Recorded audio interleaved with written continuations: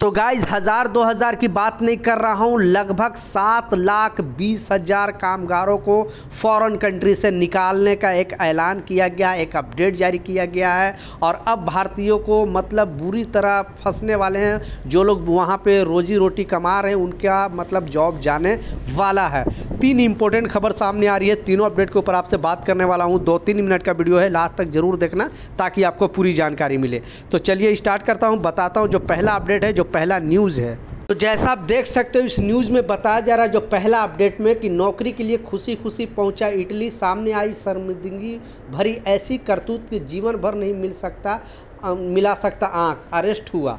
Italy से ये शख्स इटली के लिए रवाना हुआ था और आपको मालूम है कि इटली जाने के लिए कितना पैसे खर्च करते हैं भारतीय। तो बहुत सारे पैसे देकर यहाँ से तो वो निकल चुके थे, लेकिन जैसे ही इटली एयरपोर्ट पे ये जाते हैं, लैंड करते हैं, इमिग्रेशन डिपार्टमेंट इनका पासपोर्ट चेक करता है, वीज़ा चेक करता है, तो फिर मालूम चलता है कि इनका जो वीज़ा है वो फर्जी है। अब बहुत सारे पैसे मतलब 10 लाख से ऊपर ये शख्स ने पैसे दिया था एजेंट को, और यहाँ दिल्ली एयरपोर्ट पर भी इनको कोई उतना प्रॉब्लम नहीं हुआ, क्योंकि I don't know immigration team क्या कर रही है, क्योंकि अगर फर्जी वीज़ा था तो यहाँ ही सिस्टम में चेक कर लेना चाहिए। लेकिन ये शख्स इटली तक पहुँच जाता है, वहाँ इमिग्रेशन टीम जब इनका वीज़ा और पासपोर्ट चेक करता है तो मालूम चलता है कि इनका वीज़ा जो है वो फर्जी है। इमीडिएटली वहाँ से दिल्ली एयरपोर्ट के लिए डिपोर्ट कर दिया जाता है। जैसे दिल्ली एयरपोर्ट में यह शख्स आता है, वहाँ एयरपोर्ट पुलिस उनको पकड़कर जेल में डालती है। अब ये शख्स के साथ पूछताछ हो रहा है कि ये वीज़ा कहाँ से लिया था और कितने पैसे दिया था। एक तो पैसा भी इसका नुकसान हुआ, उसके बावजूद इनको जेल का हवा भी खाना पड़ रहा है। तो ऐसे बहुत सारे लोगों को शायद मजाक लग रहा है, अटपटा सा लगता है, लेकिन यूरोप जाने के नाम पे लोगों के साथ इस तरह का चीज़ हो रही है। और बहुत इंडियन, ये तो एक न्यूज़ में बताया, बहुत सारे इंडियन के साथ इस तरह का घटना, क्योंकि यहाँ तो आई डोंट नो क्यों नहीं यहाँ पे चेक किया जाता है। कुछ लोग यहाँ भी पकड़े जाते हैं और कुछ लोग अदर कंट्री जहाँ भी जाते हैं वहाँ पर इमिग्रेशन टीम उनको पकड़ के फिर वापस डिपोर्ट कर देती है।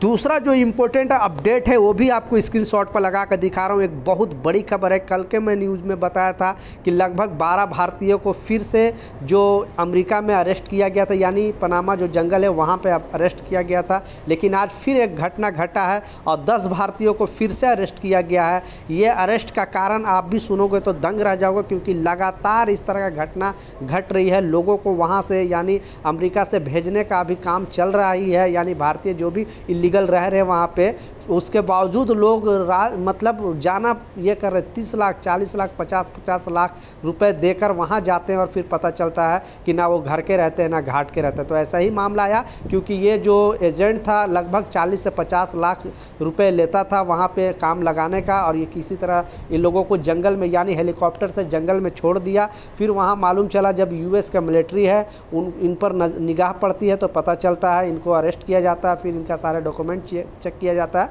पता चलता है कि ये भारतीय हैं। पूछताछ में मालूम चलता है कि लगभग किसी ने 40 लाख दिया है, किसी ने 50 लाख दिया है। अब इनको 10 भारतीयों को अरेस्ट करके वहाँ पे जेल में रखा गया है। अब उनको डिपोर्ट किया जाएगा, लेकिन इंडिया में आने के बाद मालूम चलेगा कि ये कौन सा एजेंट से इनके पास डॉक्यूमेंट क्या है, और जो एजेंट इस तरह का चीज़ किया है उसका भी खैर नहीं, क्योंकि भारत सरकार भी कड़ा एक्शन के मूड में है।